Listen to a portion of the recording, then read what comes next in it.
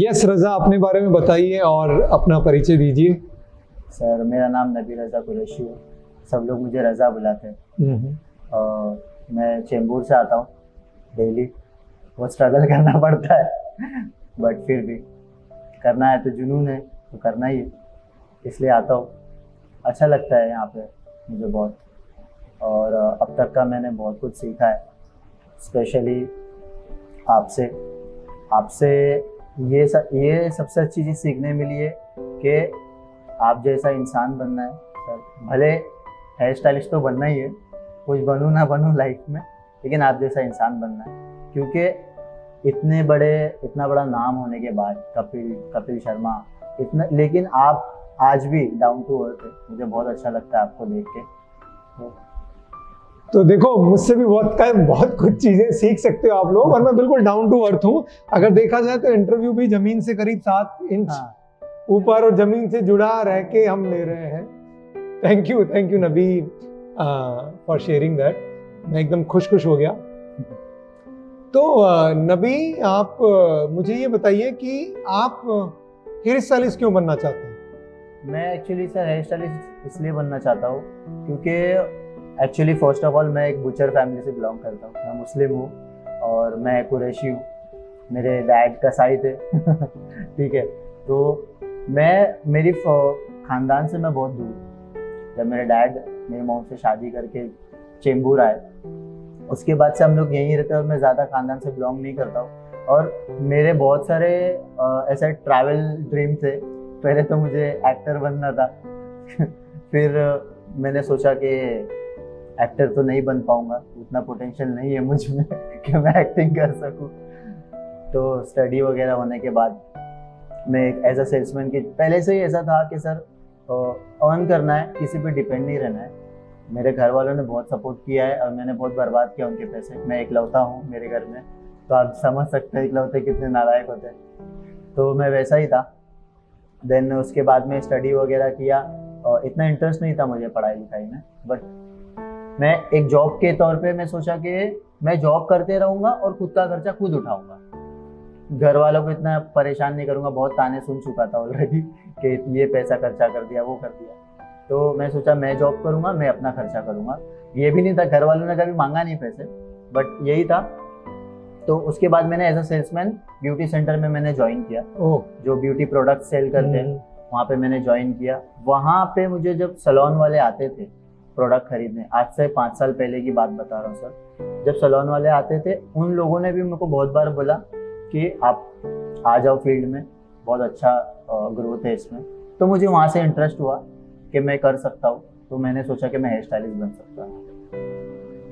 और कपिल तक आने की जर्नी तो बहुत लंबी है वो उस पर मैं आता हूँ। पहले मैं ये इधर से कुछ हटाता हूँ। कुछ मक्खी आ गई। तो जैसा कि नबी ने शेयर किया, 2-3 बातें बहुत अच्छी उन्होंने बोली। एक बात उन्होंने बोली कि वो कुरैशी हैं, बुचर हैं, कसाई पेशे से जाति से वो हैं, तो तब भी काटते थे और अभी भी काटेंगे।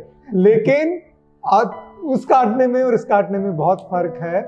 तो ये एक बात उन्होंने बोली। दूसरी बात जो उनकी बात मुझे बहुत अच्छी लगी वो ये है कि जो उन्होंने बोला कि मैं अपनी कमाई खुद करूंगा। एक पॉइंट ऑफ टाइम पे उनको ये रियलाइज हुआ कि घर वालों का बहुत पैसा खराब कर चुका हूँ, पैसा नहीं मांगूंगा, अपने पाँव पे खड़ा होके खुद पैसे कमाऊंगा और खुद अपना खर्चा चलाऊंगा। जीवन में आप बड़े तब नहीं होते जब आपकी हाइट बढ़ जाती है या आपके नंबर ऑफ ईयर्स बढ़ जाते हैं। आप बड़े तब होते हो जब आप अपनी जीवन की जिम्मेदारी लेते हो।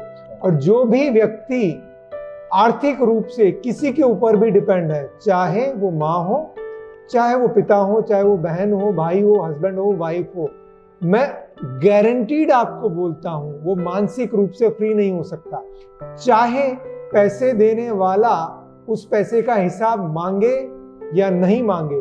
तो अगर आप स्त्री हैं या पुरुष हैं, आपको वाकई एक स्वतंत्र सोच रखनी है तो आर्थिक स्वतंत्रता सबसे पहले जरूरी है, विच आई रियली लाइक्ड अबाउट नबी रजा। हम इस इंटरव्यू को आगे लेके चलते हैं। नबी, मुझे ये बताइए, जो आप बोलने वाले थे लेकिन मैं आपसे पूछता हूँ, इतनी अच्छी अच्छी एकेडमी है तो कपिल्स एकेडमी क्यों? कपिल्स एकेडमी एक्चुअली सर कैसा है ना, मेरा एक एक्सपीरियंस रह चुका है मेरी लाइफ में। मैं एक सैलून में मैं जाता था, मेरे फ्रेंड का था। उसने बोला कि मतलब तुझे अगर सीखना है तो तू आके यहाँ पे देख लिया कर। तो वो भी एकेडमी चलाता था, बट वो सैलून एंड एकेडमी जो होता है, जो सैलून में रह के सिखाते हैं, और एक होता है एकेडमी जो हम स्कूल में, जैसे हमने मूवीज में देखा student of the year academy, बहुत बड़ी, लाइक वो एक दिमाग में चलता है कि अब मैं एकेडमी में, कॉलेज जाके टाइम हो गया, जॉब किया, स्ट्रगल किया, देन वापस मैंने सोचा कि अब कर लेना चाहिए, क्योंकि वो एक टाइम नहीं था, पैसे की प्रॉब्लम थी, बहुत सारे स्ट्रगल थे लाइफ में, बट करना वो चीज़ थी बहुत साल पहले, लेकिन कर अभी रहा हूँ क्योंकि भगवान ने बोला ना, जब मिलेगा तभी लेना पड़ेगा। तो वही सीन है सर। तो जब मैं वहाँ पे जाता था ना, तो कपिल्स एकेडमी क्यों? कपिल्स एकेडमी इसलिए क्योंकि एक एकेडमी में आना, एक एकेडमी, प्रॉपर एकेडमी, यहाँ पे मैंने आया, मैंने देखा रश्मि मैम ने मुझे अच्छा काउंसलिंग किया, मुझे समझाया, मुझे दिखाई चीज़ें कि उन्होंने, टू बी फ्रैंक, उन्होंने बोला कि आप किसी भी स्टूडेंट से बात कर सकते हो। जब मैं यहाँ पे काउंसलिंग के लिए आया था तो उन्होंने बोला कि आप किसी भी स्टूडेंट से बात कर सकते हो कि यहाँ पे कैसा है कैसा नहीं। तो मैंने बहुत रिव्यूज़ देखे, बहुत सारी चीज़ें देखी, खंगाला पूरा यूट्यूब। उसके बाद में मैंने कपिल्स ज्वाइन किया और मैं प्राउड हूँ कि मैं यहाँ आया, आप लोगों से मिला, बहुत सारे अच्छे लोग से मिला। चैताली मैम जो मेरी ट्रेनर है, बहुत अच्छे है वो, उन्होंने बहुत अच्छे से सिखाया है सर। मैं ऐसा बोल नहीं सकता हूँ कि मैं यहाँ आके गलती किया, 3 ट्रेन 4 ट्रेन चेंज करके आता हूँ, उसका वर्थ है यहाँ पे आके। तो ठीक है, आई गॉट इट कि आपने बहुत अच्छे से खंगाला, सर्च किया और फिर डिसाइड किया, लेकिन कपिल्स एकेडमी के तौर पे ऑप्शन कैसे दिमाग में है? फर्स्ट एंट्री दिमाग में कैसे आई? फर्स्ट एंट्री दिमाग में सर, एक्चुअली मैंने एक वीडियो देखा था यूट्यूब पे, उन्होंने ब्लॉग डाला था कि जितनी एकेडमीज मुंबई में है उसके बारे में। तो उन सब में लॉरियल भी थी, एनरिच भी था और कपिल्स भी था। कपिल्स में मैं इसलिए आया क्योंकि जो थियरी आप लोग सिखा रहे हो वो लॉरियल भी सिखा रहा है, जो थियरी आप सिखा रहे हो वो एनरिच भी सिखा रहा है, ठीक है। बट वो माहौल को मैंने देखा, मैं लॉरियल भी गया, मैं एनरिच भी गया सर। यहाँ पे आने के बाद मुझे अपनापन लगा, ठीक है। फर्स्ट ऑफ ऑल आप लोग हिंदी में सिखाते हो, बहुत बड़ी बात है। देखो लैंग्वेज बैरियर नहीं होता है, मैंने सुना है कि लैंग्वेज बैरियर नहीं होता है हेयर स्टाइलिस्ट के लिए, बट कहीं ना कहीं समझना अपनी लैंग्वेज में ईजी हो जाता है। मैं इंग्लिश जानता हूँ लेकिन इतनी फ्लुएंट नहीं जानता हूँ कि मैं, अगर आप इंग्लिश में फर बोलते जाओगे तो मुझे नहीं समझ, बाउंस जाए, रोकूंगा थोड़ा। तो वैसा है। तो यहाँ पे हिंदी में सिखाते हैं, यहाँ पे एकदम 10 बार बोलेंगे तो 10 बार सिखाएंगे, ठीक है। तो सर मैंने इसीलिए कपिल ज्वाइन किया क्योंकि एक तो प्रॉब्लम्स ये नहीं थी कि इंग्लिश नहीं आती थी, प्रॉब्लम ये थी कि एक अपनापन जो मैंने यहाँ पे आके देखा, एब्जॉर्व किया। ऐसा नहीं कि मैं डायरेक्ट ही आ गया कपिल्स में, मैं आया, पहले देखा, 2-3 दिन का टाइम लिया, सोचा क्या करूँ, क्योंकि एक जगह तो धोखा खाया था पहले से ही। कहाँ धोखा खाया था? मतलब क्या धोखा खाया था, वो ज्यादा इम्पोर्टेंट है। ये खाया था कि मैं जहाँ पे जाता था मेरे फ्रेंड के वहाँ पे, उसने मेरे को बुलाया तो था सीखने के लिए, बट उसने मेरे को बोला कि तुम कम पैसे में कर लो। दोस्ती दोस्त की आजकल सर भरोसा नहीं कर सकते किसी की। तो उन्होंने बोला कि आप सीख लो। अब वो मुझे, जैसा आपने बीच में क्लास दिया था लुक एंड लर्न का, वो वैसा सिखा रहा था, ठीक है। जब हम प्रैक्टिकल करते हैं, जब तक हमको पता ही नहीं कि प्रॉब्लम क्या है तो उसके कंसर्न पे काम कैसा करेंगे। तो मुझे थियरी नहीं पता थी, वो मुझे थियरी नहीं बता रहा था, वो बस उसका एक सैलून था, मैं वहाँ खड़े काम करो, देख लो। हाँ, वहाँ पे तो सर कोई भी सीख जाएगा, बिना पढ़ा लिखा इंसान भी वहाँ पे सिर्फ खड़े खड़े देखेगा 1 महीना तो वो भी सीख जाएगा। तो मुझे वैसा नहीं सीखना था, मुझे पूरे थियरी के साथ और पूरी नॉलेज लेनी थी। मुझे एक बड़ा हेयर स्टाइलिस्ट बनना है, ये मेरा ड्रीम है, इसलिए मैं कपिल्स आया और मैंने कपिल्स को चुना और वो अच्छा फैसला था। गुड। नबी ने वापस 2-3 चीजें बोली जो मुझे बहुत अच्छी लगी। इससे पहले के सेगमेंट में उन्होंने एक बात बोली कि एक्टर मैं बनना चाहता था लेकिन वो पोटेंशियल तो मेरे अंदर नहीं था। बात ये नहीं है कि एक्टिंग सुपीरियर है या हेयर स्टाइलिंग सुपीरियर है, बात यह है कि कोई व्यक्ति अपनी क्षमताओं को और अपनी सिचुएशन को और अपने पोटेंशियल को कितने अच्छे से जानता है। किसी की भी संभावनाओं को कोई भी नहीं बोल सकता कि आप ये कर पाओगे कि नहीं कर पाओगे, लेकिन व्यक्ति का अपने आप के साथ सच्चा होना बहुत जरूरी है। दूसरी बात उन्होंने ये बोली कि इंग्लिश, ऐसा नहीं है कि मैं इंग्लिश नहीं बोल सकता या नहीं समझ सकता, लेकिन अगर आप एकदम धारा प्रवाह अंग्रेजी बोलेंगे तो मेरे सर पे से बाउंसर जाएगा। मुझे एक ऐसी जगह चाहिए थी जहां मैं अपनी भाषा में सीखूं, और अपनी भाषा में सीखना आसान हो जाता है। तो हम अंग्रेजी में भी सिखाते हैं, लेकिन हिंदी हम सबकी राष्ट्रभाषा है, और उसको सिखाने में या उसमें सिखाने में भी क्यों संकोच होना चाहिए। तो जिसमें जो सहज है उस भाषा में हम सिखाते हैं। तो नबी की रजा की जो बात जो अच्छी लगी वो ये थी कि वो समझते हैं कि उनका किस माध्यम से सीखना ठीक रहेगा। उन्होंने एक बात और बोली कि उनको एक बड़ा हेयर स्टाइलिस्ट बनना है, और बहुत सारे लोग हैं जो कम पैसे के चक्कर में कंप्रोमाइज सिचुएशन में काम सीख लेते हैं। वो काम तो सीख लेते हैं, लेकिन पूरी जिंदगी भर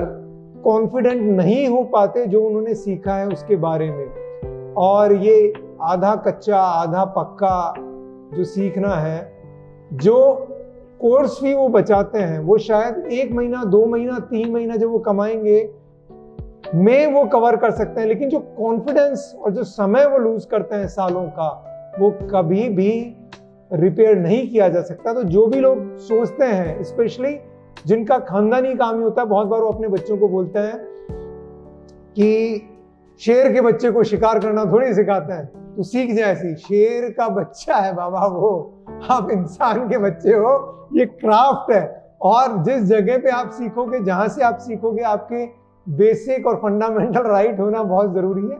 हेयर स्टाइलिंग आर्ट है, क्राफ्ट है, देख के भी सीखी जा सकती है, बट अगर आप प्रॉपरली सीखोगे तो जिंदगी भर आपको मलाल नहीं रहेगा। आप कॉन्फिडेंस से सीखोगे तो कॉन्फिडेंस से आगे बढ़ोगे। That's what I can say.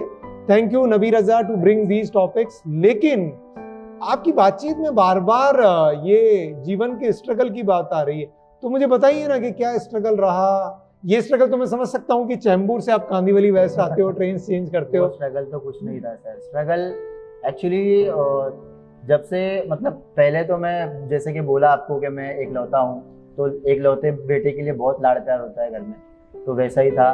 मेरे डैड म्यूनसिपल में पहले बुचर थे, देन उन लोग को अच्छी जगह जॉब मिल गई, म्यूनसिपल में भर्ती हो गए, वहीं से ही देवनार है, आपने सुना होगा, बिल्कुल सुना है, गोवंडी में।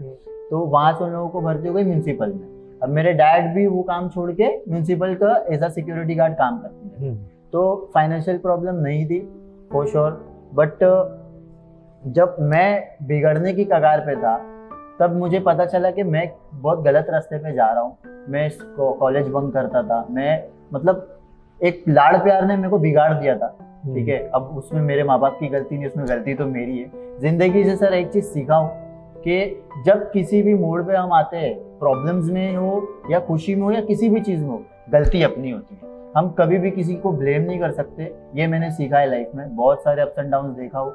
मैं इवन सऊदी रिटर्न हूँ, मैं एज अ ड्राइवर भी काम किया हूँ, एज अ सेल्समैन भी काम किया हूँ। काम से कभी नहीं हारा, कभी नहीं पीछे हटा सर। काम करना है, और जिस भी फील्ड में जाऊँ, अभी तो हेयर स्टाइलिस्ट बन गया हूँ, तो काम करना है। स्ट्रगल मेरा ये रहा है सर कि कॉलेज में फेल हो गया 12th जो भी है सच है, यहाँ पे कोई स्क्रिप्ट तो है नहीं। तो मैं 12th फेल था। उसके बाद में मेरे को पढ़ाई लिखाई में इंटरेस्ट नहीं था, तो मैंने जॉब स्टार्ट कर दिया। जब अर्निंग स्टार्ट हो गई तो माइंड पूरा वहीं चला गया। 4-5 साल मैंने एज अ सेल्समैन काम किया। देन उसके बाद में सोचा कि हेयर स्टाइलिस्ट बन जाओ, पैसे का जुगाड़ किया, घर वालों से मना लिया। ऑलरेडी भरोसा तो टूट चुका था उन लोगों का कि ये हर जगह पैसे बर्बाद करता है, यहाँ पे भी बर्बाद ही करेगा। तो वो टाइम पे मना लिया। बट लाइफ में जब हम कभी भी आगे बढ़ने की कोशिश करते हैं ना, तो कोई ना कोई ऐसा इंसान जो हमारी फैमिली से भी हो सकता है, कोई भी हो सकता है, हमारा दोस्त यार या गर्लफ्रेंड बॉयफ्रेंड जो भी। तो मेरी एक गर्लफ्रेंड थी, उसने मुझे बोला कि अब तू हजाम बनेगा। तो उसने जो मोरल डाउन किया ना मेरा, ये बोल के कि एक तो मैं बुचर फैमिली से बिलोंग करता हूँ, वो भी सोचना था कि मैं खानदान को क्या जवाब दूंगा, ठीक है, वो सॉर्ट आउट कर लिया। अब इसको मनाना था, ये बोलती तू हजाम बनेगा। और पॉइंट तो यहाँ पे आता है सर कि जब मेरा उसका ब्रेकअप हो गया, सारी चीजें खत्म हो गई, मेरा मोरल डाउन करके मैं ड्राइविंग में चला गया, मैं एज अ ड्राइवर काम करने लगा, मैं सऊदी चला गया, सऊदी में ड्राइविंग का काम किया, वहां से आया, मेरे डैड ऑफ हो गए तो मुझे वहां से आना पड़ा। तो जब मैं वहां से आया तो मुझे ये पता चलता है कि वही लड़की जो मुझे हजाम बोल रही थी, वो भी ये कोर्स करके अच्छी जगह जॉब कर रही। दुनिया का सबसे बड़ा रोग, क्या कहेंगे लोग। और एक बात और बोलता हूं कि अगर आपकी गर्लफ्रेंड या बॉयफ्रेंड बोलता है कि हेयर स्टाइलिस्ट बन के हजाम बनेगा या बनेगी, तो उसको बोल देना कि तेरी मेरी नहीं बनेगी। जो भी डिग्निटी से आप जो भी प्रोफेशन और करियर चुनना चाहते हैं, कोई भी इंसान आपकी आंतरिक और बाहरी ग्रोथ को रोक रहा है, वो कितना भी करीबी हो आपका, वो आपके लिए हितकारी नहीं है। उसको बोलो पतली गली से निकल, और जो आपको अपने विवेक से ठीक लगता है आप वो कीजिए। इसका दूसरा एक सीरियस पहलू भी है। जिंदगी में दो जो डिसीजन होते हैं ना, वो बहुत बहुत इंपॉर्टेंट है। देखिए, हमारे मम्मी पापा तो हम नहीं चुन सकते, मुझे नहीं मालूम कि हम चुनते हैं कि नहीं चुनते हैं, उसके भी बहुत सारी थ्योरीज हैं। बट जो हम चुन सकते हैं वो ये है कि हमारे संगी साथी कौन होंगे और हमारा करियर क्या होगा। ये दोनों चीजें कभी भी हल्के में मत ले लेना, क्योंकि जो आप करियर चुनोगे उसमें आप 8 घंटे, 10 घंटे, 12 घंटे, 16 घंटे, 20 घंटे हर दिन के देने वाले हो।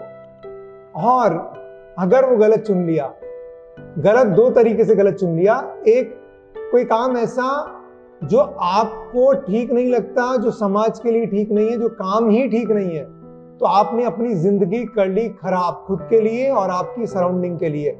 या कोई काम हो सकता है समाज के लिए जरूरी है, अच्छा है, और आप उसमें बेचैन रहते हैं, तो और पैसा भी कमा लिया, तो धन तो आता रहेगा, बट मन जो है ना वो दबता रहेगा। उसका क्या करोगे? तो करियर का डिसीजन कभी भी रॉन्ग मत लेना। ऐसी चीज जो इस अस्तित्व के लिए ठीक हो, हितकारी हो, समाज के लिए कंट्रीब्यूटिंग हो, और जो आप सहजता से, उत्कृष्टता से और प्यार से कर पाए, ऐसा करना। और उसमें भी एक पॉइंट है कि कितना भी आप चुन के करो, हर एक फील्ड जो है ना वो डिमांड करता है। जैसे नबी रजा ने बोला कि उन्होंने ड्राइविंग भी करी, हेयर स्टाइलिंग भी आप करोगे, डेफिनेटली मुझे ऐसा लगता है कि ड्राइविंग से थोड़ा इजी काम है, लेकिन हालांकि एयर कंडीशनिंग में आप काम कर रहे हो, अच्छा म्यूजिक आप सुन रहे हो, बहुत सारा इन्वायरमेंट जो है वो बहुत वाइब्रेंट है, फिर भी मेहनत तो इसमें भी है। तो अगर काम ही ऐसा नहीं चुनोगे जिसमें लड़ने के लिए, आगे बढ़ने के लिए तैयार नहीं हो, तो ये भी मेहनत का काम है बाबा। एसी में भी मेहनत तो कर रहे हो ना, थक जाओगे। तो काम चुनो ढंग से, क्योंकि वो ही 80% आपकी जिंदगी डिसाइड करता है। टाइम तो पूरा उसमें जाएगा ही, आपकी कमाई, आपका सेटिस्फैक्शन, आपकी समाज में प्रतिष्ठा, आप काम में कैसा करते हो उसके ऊपर डिपेंड करती है। यह है पहला डिसीजन। दूसरा डिसीजन है, आप जिंदगी में अकेले रहोगे चलेगा, शादी नहीं करोगे चलेगा। इसका मतलब ये नहीं कि मैं ऐसा बोल रहा हूं कि आप शादी मत करो, लेकिन जब भी चुनो अपना जीवन साथी, हस्बैंड या वाइफ, वो बहुत ढंग से चुनना। वो ऐसा व्यक्ति होना चाहिए जिसकी ग्रोथ के लिए आप वाकई जिम्मेदार महसूस करते हो, आप कमिटेड फील करते हो। वो ऐसा व्यक्ति होना चाहिए जो आपकी ग्रोथ के लिए वाकई सोचता हो। सेल्फिश रीजन से अगर आप जुड़ोगे या फिजिकल अट्रैक्शन से आप जुड़ोगे, वो बहुत जल्दी पॉलिश निकल जाएगी और उसके बाद पूरी जिंदगी आपको साथ में निकालनी है, या अलग होना होगा, तो वो एक कष्टकारी डिसीजन होगा। तो बेटर है कि आप ऐसे व्यक्ति को चुनें जिसकी ग्रोथ के लिए आप जिम्मेदार महसूस करते हो, और जो आपकी ग्रोथ के लिए, जैसे आप हो, जो जीवन में आप करना चाहते हो, जो आपके ड्रीम्स हैं, विजन विजन्स हैं, वैल्यूज हैं, उनसे अलाइन करता हो। बहुत इंपॉर्टेंट है, अगर इन दोनों को हल्के में लिया तो जिंदगी पड़ेगी बहुत भारी। Anyways I move on with नबी रजा। तो रजा, आगे आपकी रजा क्या है, आगे क्या करना चाहते हो?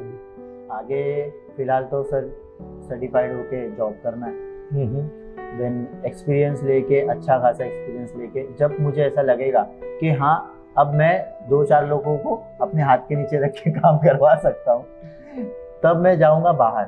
मेरा ये प्लानिंग है, आउट ऑफ इंडिया, या इफ इतने पैसे आ जाएंगे कि मैं सैलून ओपन कर सकूं तो मैं इंडिया में ही काम करूंगा, अपने देश का नाम रोशन करूंगा, और या तो फिर वहां से कमा के पैसे जमा करके यहाँ खोलूंगा। ओके, ऐसा प्लानिंग है। ओके। सो नबी, आप खूब ग्रो करें। आपने जिंदगी में काफ़ी स्ट्रगल किया है और आप बहुत जुझारू और मेहनती हैं, तो ज़िंदगी में best of the best growth और फुलफिलमेंट आपको मिले, ऐसी मेरी इच्छा, हमारी इच्छा। आपके अंदर जो अच्छी बातें हैं वो ये है, जैसा कि मैंने बोला कि आप जुझारू हैं, आप ईमानदार हैं अपने आप के लिए, और आप प्रैक्टिकल हैं, और आप एक गो गेटर भी हैं। आप जानते हैं कि जो चीज़ें अचीव करनी है उनके लिए क्या करना है, और उसके लिए आप अपने आप को ऑफर करते हैं। So may you keep growing and keep glowing in your life, and कभी भी हमारी ज़रूरत पड़े as an academy, as an individual, I am there, we are there. Thank you so much. Thank you so much. Thank you. Keep growing. Thank you. Take care. Good. Is there anything which you want to share? Say. Nothing. और क्या बोलूं, बताओ आप लोगों के बारे में। जितना बोलना था सब बोल दिया। अच्छी बात है, ऐसा होएगा तो हम एक और इंटरव्यू रखेंगे। एनीवेज, इस इंटरव्यू का मतलब ये नहीं है कि हम कम बोलें या ज़्यादा बोलें। इसके इंटरव्यू का मतलब ये है कि हम अपनी जीवन की जो भी प्रस्तुति है वो इस इंटरव्यू में करें, और बहुत सारे व्यक्ति होंगे जो कहीं लाइफ में लॉस्ट होंगे, या जिनके समाज वाले या परिवार वाले सपोर्ट नहीं कर रहे होंगे। परिवार वाले सपोर्ट करेंगे तो समाज वाले नहीं करेंगे। जिनकी गर्लफ्रेंड बॉयफ्रेंड ऐसे होंगे तो अंजाम बनेगा क्या, या जो अपनी जिंदगी में और बहुत सारे जॉब कर रहे हैं जबकि इस जॉब से अच्छा पैसा कमा सकते हैं, सेटिस्फेक्शन ले सकते हैं, उन लोगों के लिए अच्छा है सर। अभी जैसे कि मैं यहाँ तक पहुंचा एक वीडियो के जरिए, अगर वो वीडियो में नहीं देखता तो शायद मैं कहीं और होता। राइट है, ठीक है। यूट्यूब, कोई भी सोशल मीडिया, जब इंटरनेट जब आया था हमारी दुनिया में, तो मैंने मुझे आज भी याद है, स्कूल में हमको बताया गया था कि इसके फायदे भी है और नुकसान भी। तो वही चीज़ है, सोशल मीडिया के फायदे भी है, लोग कैसे यूज करते हो लोगों पे। मैंने बोला कि गलती इंसान खुद करता है और टटोलता दूसरों में। राइट है, कि तेरी वजह से ये हुआ या तेरी वजह से वो हुआ। राइट। आज मैं यूट्यूब पे वीडियो देख के यहाँ पे आया, मैं अच्छी चीज़ मुझे मिली। राइट। अगर यहाँ पे ही ऐसी कुछ प्रॉब्लम्स आ जाती या मैं नहीं सीख पाता तो मैं वो वीडियो को ब्लेम करता। राइट। बट वो तो उनका काम था, उन्होंने वीडियो पोस्ट कर दिया, देखना नहीं देखना मेरे पे डिपेंड था ना। पहले यूट्यूब पे वो आता था 18+ का साइन, अब नहीं आता कि आपको देखना है तो ओके करो, भले आप कितने भी साल के हो। वो बोल देता था, वो अपना काम कर दिया, भाई 18 साल के ऊपर हो तो देखो, ओके करके अंदर जाओ। अब वो भी नहीं आता है, लेकिन चीजें है, मैंने बहुत सीखी है लाइफ से सर। दो बहुत वंडरफुल चीजें वापस नबी रजा ने बोली। एक ये बोली कि कोई भी टूल गलत नहीं होता है, हम उसको कैसे यूज में लेते हैं वो डिसाइड करता है। कार है, आप उससे अपनी मंजिल पे जल्दी जाने को यूज में ले रहे हो या उसको लोगों पे चढ़ाने के लिए यूज में ले रहे हो, ये आपके ऊपर डिपेंड करता है। Mobile, YouTube, Instagram, beautiful things, लेकिन आप उसमें क्या देखते हो और कैसे उसको यूज में लेते हो उसके ऊपर डिपेंड करता है। आप मोबाइल को, इंटरनेट को, यूट्यूब, इंस्टाग्राम को ब्लेम नहीं कर सकते, उसके ऊपर इतना अच्छा अच्छा कंटेंट है, टेक्नोलॉजी ने इतनी चीजों को आसान कर दिया है।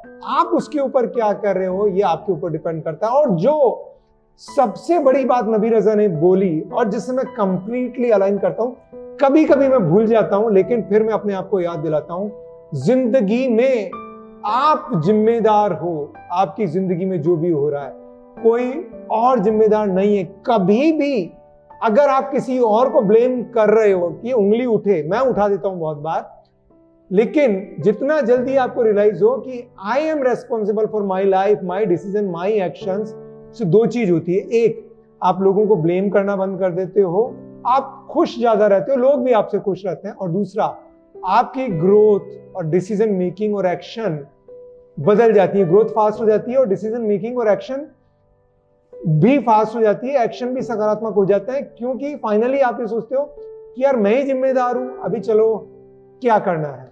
सो दो बहुत स्ट्रॉन्ग और एक एग्जांपल मैं भी दूंगा इसी चीज को लेके कि जब कभी हम ऐसा सोचने लग जाए ना कि गलती हमारी ही थी, तो हम डिप्रेशन में नहीं जाएंगे, हम ज्यादा सोचेंगे नहीं। जब कभी भी हमको चोट लगती है ना सर, जैसे आपके जरिए लग गई, तो मैं आपको ब्लेम कर दूंगा या चिल्ला दूंगा कि मेरे को लग गया यार, और वही चीज अपने से लग जाती है ना, तो अपन सहला के बैठ जाते हैं तो इजी हो जाता है लाइफ में कि गलती अपनी एक्सेप्ट कर लो, उसके बाद में क्या ही है, फिर लाइफ इजी हो जाती है सर। राइट है। चोट लगी तो मेरा एक बहुत महत्वपूर्ण मंत्र है, वो किसी और का एड और कॉपीराइट है, बट फिर भी मैं यूज में ले लेता हूँ।